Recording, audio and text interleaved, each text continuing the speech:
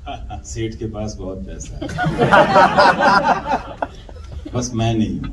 नमस्कार दोस्तों, एक खबर जिसकी आशंका एक लंबे अरसे से जतलाई जा रही थी, उसकी पुष्टि हो चुकी है। रवीश कुमार ने कल रात, जी हां कल रात, एनडीटीवी को अपना इस्तीफा दे दिया है। मैं उस बात की पुष्टि आपको कर रहा हूं। और एनडीटीवी की एक वरिष्ठ अधिकारी हैं सुपर्णा, उन्होंने एनडीटीवी के स्टाफ को यह मेल किया है जो आपके स्क्रीन पर है दोस्तों। यह मेल अंग्रेजी में है, मैं इसका हिंदी में अनुवाद करते रहूंगा। सुपर्णा लिखती हैं, Ravish has resigned from NDTV and the company has agreed to his request for his resignation to be effective immediately.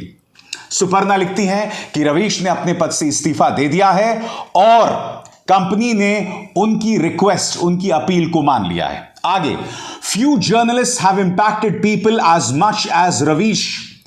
कुछ ही पत्रकारों का ऐसा असर हुआ है जैसा रवीश का हुआ है। सुपर्णा लिखती हैं आगे, this reflects in the immense feedback about him, in the crowds he drawers everywhere, in the prestigious awards and the recognition he has received with in India and internationally and in his daily reports which champion the rights and needs of those who are underserved।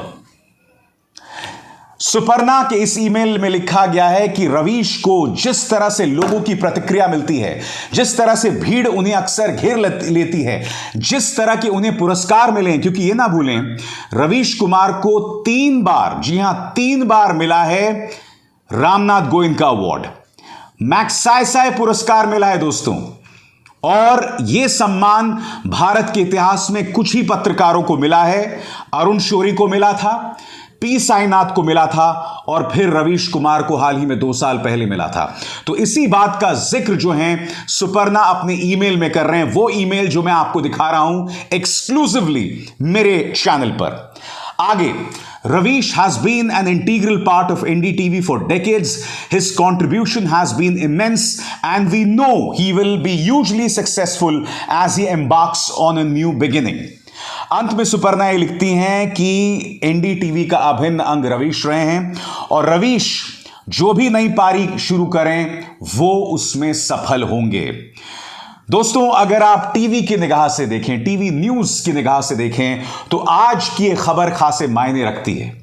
यह कहा जा सकता है कि पत्रकारिता का जो आखिरी स्तंभ है, आखिरी मील का पत्थर जो है, वो टीवी न्यूज इंडस्ट्री से हमेशा के लिए गिर गया है। और ये क्यों हुआ है मुझे आपको बतलाने की जरूरत नहीं है, क्योंकि आप जानते हैं कि एनडीटीवी पर गौतम अडानी, प्रधानमंत्री नरेंद्र मोदी के दोस्त गौतम अडानी का कब्जा पूरा हो चुका है। और रवीश ने जो अपने पद से कल रात इस्तीफा दिया, उसी से पहले यह खबर भी आई थी जो आपके स्क्रीन पर है दोस्तों। इस खबर के मुताबिक एनडीटीवी के एक होल्डिंग बोर्ड से कल ही डॉक्टर प्रणॉय रॉय और राधिका रॉय ने इस्तीफा दे दिया है। बीबीसी की खबर कहती है, प्रणॉय रॉय और राधिका रॉय का होल्डिंग कंपनी से इस्तीफा एनडीटीवी में चल क्या रहा है। और बीबीसी ने बाकायदा कुछ बिंदु पेश किए हैं जो मैं चाहूंगा आप सुने। प्रणॉय रॉय और राधिका रॉय ने आरआरपीआर होल्डिंग प्राइवेट लिमिटेड के डायरेक्टर पद से इस्तीफा दे दिया है। सुदीप्ता भट्टाचार्य, संजय पुगलिया और सेंथिल चेंगलवारायण प्रमोटर ग्रुप के नए डायरेक्टर नियुक्त किए गए हैं। ये जो लोग हैं दोस्तों, सेंथिल चेंगलवारायण और संजय पुगलिया, ये दोनों गौतम अडानी के खास हैं और उनके मीडिया स्ट्रैटेजी के प्रमुख हैं। आगे बीबीसी क्या कहती है, ये बदलाव promoter group RRPR holding private limited में हुए हैं। प्रणॉय रॉय अभी एनडीटीवी के एग्जीक्यूटिव को चेयरपर्सन हैं। अडानी की एनडीटीवी पर मालिकाना हक की तैयारी, एनडीटीवी में 26% अतिरिक्त हिस्सेदारी खरीदने के लिए ओपन ऑफर लाई है। और मैं आपको बतला दूं दोस्तों, जैसी अडानी का इस 26% शेयर पर कब्जा होता है, जो मैं आपको बार बार अपने कार्यक्रमों में बतला चुका हूं, उसके ठीक बाद एनडीटीवी से डॉक्टर प्रणॉय रॉय और राधिका रॉय भी इस्तीफा दे देंगे। सोच के भी बहुत अटपटा लगता है दोस्तों। यह ना भूलें कि डॉक्टर रॉय का हम पर असर जो है वो 80 के दशक से रहा है, 80 के उत्तरार्ध से रहा है, जब the world this week Doordarshan पर दिखाया जाता था। 90 के दशक में न जाने कितने इलेक्शंस में आपको याद होगा डॉक्टर प्रणॉय रॉय और विनोद दुआ बैठते थे और इलेक्शन की लाइव काउंटिंग होती थी दूरदर्शन पर। और उसके बाद एनडीटीवी ने अपना एक बुलेटिन शुरू किया था दूरदर्शन पर, और फिर कुछ दिनों बाद उन्होंने स्टार न्यूज के लिए कार्यक्रम करना शुरू किया था, और फिर वो अपने 2 चैनल्स लेकर आए थे, एनडीटीवी इंडिया और एनडीटीवी 24/7। और मैं आपको बतलाना चाहूंगा, एनडीटीवी इंडिया की जो शुरुआती टीम थी उसमें मैं और रवीश एक साथ, जी हां, मैं दोनों एक साथ थे। उस वक्त उस चैनल के संपादक थे दिबांग, जो आज तक से आए थे। रवीश तो एनडीटीवी में रहे, मगर कुछ दिनों बाद मैंने एनडीटीवी से इस्तीफा दे दिया था और मैं आज तक में जाकर वहां पर डेप्यूटी एडिटर के तौर पर, और वहां पर मैंने 10 तक कार्यक्रम करना शुरू कर दिया था। रवीश कुमार का इस्तीफा दुखदाई जरूर है, क्योंकि न्यूज चैनल्स में लोगों की आवाज उठाना, सत्ता से सवाल करना, यह सिर्फ रवीश किया करते थे न्यूज इंडस्ट्री में। और अब रवीश कुमार के इस्तीफे के बाद यह कहा जा सकता है कि वह आखिरी स्तंभ आज ढह गया, क्योंकि अब यह दावा किया जा सकता है दोस्तों, क्योंकि आप यह ना भूलें, गौतम अडानी इस चैनल पर कब्जा करना चाहते हैं और लगभग कर भी लिया है।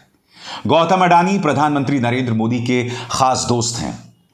गौतम अडानी कहीं ना कहीं प्रधानमंत्री नरेंद्र मोदी का यहां पर काम कर रहे हैं, क्योंकि यह ना भूलें, प्रधानमंत्री एनडीटीवी से 2 वजहों से नाराज थे। नंबर 1, जिस तरह से 2002 में जो गुजरात दंगे हुए थे, एनडीटीवी ने बार बार प्रधानमंत्री नरेंद्र मोदी से सवाल उठाया था। नंबर 2, 2007-2008 की वो मीटिंग, वो लंच मीटिंग, जिसमें डॉक्टर प्रणॉय रॉय ने एक कमरे में कई अन्य पत्रकारों की मौजूदगी में मुख्यमंत्री नरेंद्र मोदी से कुछ कठिन सवाल किए थे, जिससे वो पूरी तरह से हिल गए थे। नतीजा यह था कि वो बगैर लंच या शायद डिनर किए बगैर ही उस बैठक को छोड़कर चले गए थे।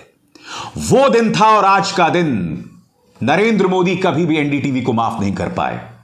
एनडीटीवी से जुड़े पत्रकारों से उन्हें खास एलर्जी रही है, चाहे वो रवीश हो, चाहे वो राजदीप सरदेसाई हो, चाहे वो बरखा दत्त हो। और आज रवीश का इस्तीफा जो है, वो एक तरह से कहा जा सकता है कि एनडीटीवी इंडिया में जो एक खासियत हुआ करती थी, वो हमेशा के लिए खत्म हो गई। क्योंकि रात को 9 बजे प्राइम टाइम में जब रवीश आते थे, तो वो तमाम लोग उस कार्यक्रम को देखते थे जिनकी आवाज आप कहीं किसी न्यूज चैनल पर नहीं देखते थे। आज वो आवाज हमेशा के लिए बंद हो गई है। और अगर आप ये जानना चाहते हैं कि आने वाले दिनों में एनडीटीवी का क्या चेहरा होने वाला है, तो आपको गौर करना पड़ेगा कि गौतम अडानी के मीडिया स्ट्रैटेजी के प्रमुख संजय पुगलिया ने क्या कहा था।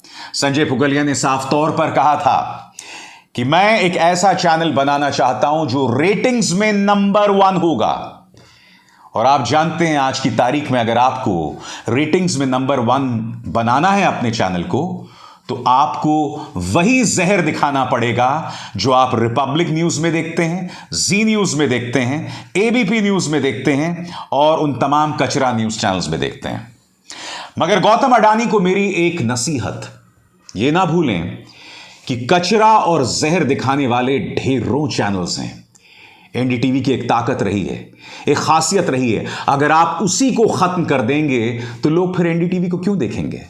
फिर क्या फर्क रह जाएगा एनडीटीवी इंडिया और रिपब्लिक या आर भारत के बीच में? दोस्तों, अब आपके सामने एक सवाल होगा कि अब इसके बाद क्या, आखिर रवीश अब इसके बाद क्या करने वाले? लोगों के जहन में एक बड़ा सवाल बना हुआ है। तो रवीश अपना यूट्यूब चैनल एक अरसे से चला ही रहे हैं, फेसबुक पर भी उनका पेज है, तो जाहिर सी बात है अब वो पत्रकारिता जो है यूट्यूब और फेसबुक के जरिए करने वाले हैं, जिस तरह से मैं पिछले कई सालों से, पिछले 4 सालों से आपको कर रहा हूं। रवीश को इस बात का आभास होने में वक्त लग गया कि टीवी न्यूज चैनल्स जो हैं वो लोगों की आवाज नहीं उठाते। यही वजह था कि आज से 4 साल पहले मैंने एबीपी न्यूज से इस्तीफा दे दिया था। मगर रवीश के पीछे डॉक्टर प्रणॉय रॉय का हाथ था, जो उन्हें आजादी दे रहे थे इस तरह की पत्रकारिता करने का। अब यह मान के चलिए कि 2 या 3 दिसंबर तक डॉक्टर प्रणॉय रॉय और उनकी पत्नी राधिका रॉय दोनों एनडीटीवी से इस्तीफा दे देंगे, जैसे ही एनडीटीवी के 55% शेयर्स पर गौतम अडानी का कब्जा हो जाता है।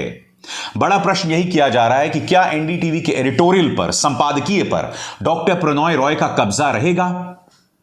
रवीश का जाना उनके लिए एक बहुत बड़ा झटका है, मगर रवीश का इस्तीफा जो उन्होंने स्वीकार कर लिया वो इस बात को बतला रहा है कि खुद आने वाले दिनों को लेकर कितने निराशावादी हैं डॉक्टर प्रणॉय रॉय। वो जानते हैं कि एनडीटीवी की क्या हालत होने वाली है। यह अपने आप में बहुत दुख की बात है दोस्तों कि अब हर न्यूज चैनल एक साथ दिखाई देगा। इसलिए जो अपील रवीश कुमार भी करते थे और मैं भी करता रहता हूं, न्यूज चैनल्स देखना बंद कीजिए। वो आपकी आवाज नहीं उठाते, वो आपके नसों में सिर्फ जहर भरते हैं और इसके अलावा कुछ नहीं। अभिसार शर्मा को दीजिए इजाजत। नमस्कार। स्वतंत्र और आजाद पत्रकारिता का समर्थन कीजिए, सच में मेरा साथी बनिए। बहुत आसान है दोस्तों, इस ज्वाइन बटन को दबाइए और आपके सामने आएंगे ये 3 विकल्प, इनमें से एक चुनिए और सच के इस सफर में मेरा साथी बनिए।